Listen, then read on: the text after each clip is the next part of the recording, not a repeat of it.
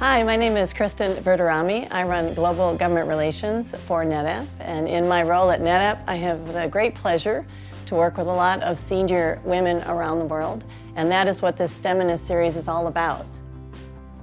It's my great pleasure to welcome and introduce Director Jen Easterly, who heads up the Cybersecurity and Infrastructure Security Agency. She runs all of the cybersecurity efforts on behalf of the entire U.S. government, so big job.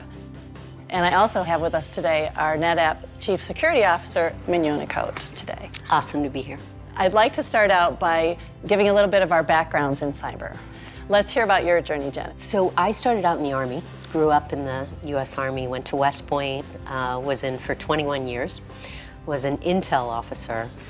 Really didn't come to cyber until I got to Fort Meade, and I was deployed to Iraq with the National Security Agency, and we were asked essentially to stand up a new high technology program that would take all of the data that we were collecting in theater about the terrorists that were setting off improvised explosive devices that were having catastrophic impacts on Iraqi civilians and our troops on the ground. It took about 6 weeks before we were able to be successful and get the system up and running, but then ultimately it allowed us to take thousands of insurgents off the battlefield and ultimately save the lives of troops and Iraqi civilians.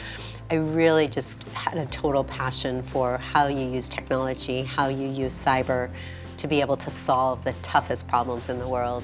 What a great mission. I mean, if anything to work for, right? The safety of our soldiers overseas. 100%. Mignona, how about your journey? Well, it was by accident. Superman had come out and I fell in love with Lois Lane and always wanted to do investigations, and so I took an audit role, City of Shreveport municipality, but that was a big city for me. So I did a lot of investigative work around fraud, and then that just opened up many doors and moving into Dallas, Texas, and worked across 6 Fortune 50 companies. So I've always had a desire to learn more, investigate, and fix things, which kept unfolding more and larger challenges within the cybersecurity world. So I have been through almost every era. I think I was there at the beginning of technology, and now looking at the next wave of where we're going. I highly doubt that. I'm an attorney by trade. I had to clear a lot of acquisitions in the early days of my career with the national security agencies of the United States. So I had to learn the physical and logical security of the corporation I represented. And I've remained active in cybersecurity throughout my whole career. I think a commonality in this area of cybersecurity is that curiosity. I know you do some work with Girls That Code, and you do a lot of mentoring. What suggestions would you have for getting young women involved in the world of cybersecurity? Yeah. First, you need to start young.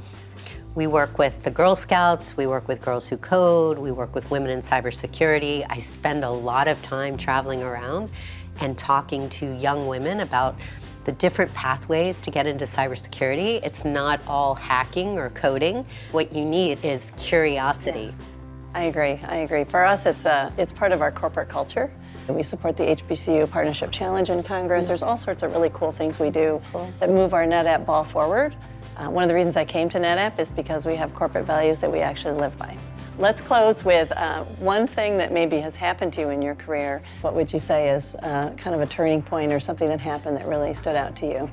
Well, I was at Nortel Networks. I wanted to get out of the audit role. And in order to do that, I went and told the CIO I could fix everything, like all technologies, the switches, the operating systems, the applications. And I convinced him I could do that. I didn't even know what a project manager was. And that's where I learned the most, is because I took on a huge, hard project and just owned it.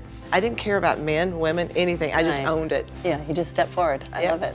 So in probably around this 2000, I was teaching up at West Point. And I was assigned to be the executive assistant to this retired 4-star general.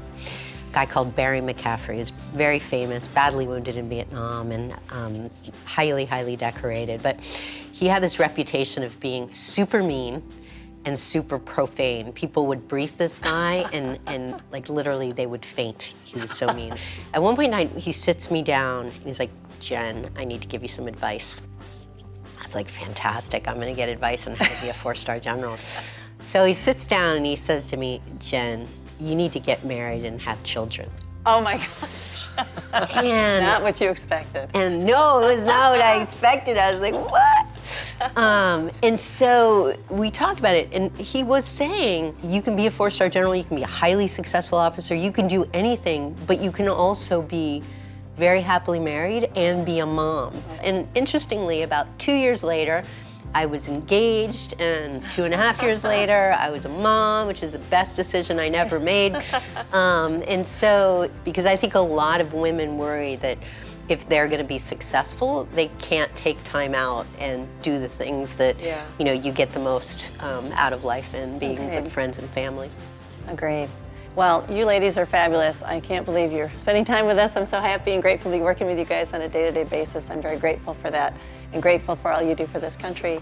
And thank you for your service. Yeah, my pleasure. Thank you. Appreciate you guys being here today. And we have many more episodes of our STEM in a series. I welcome everyone to tune in. Lots more to see. Thank you so much.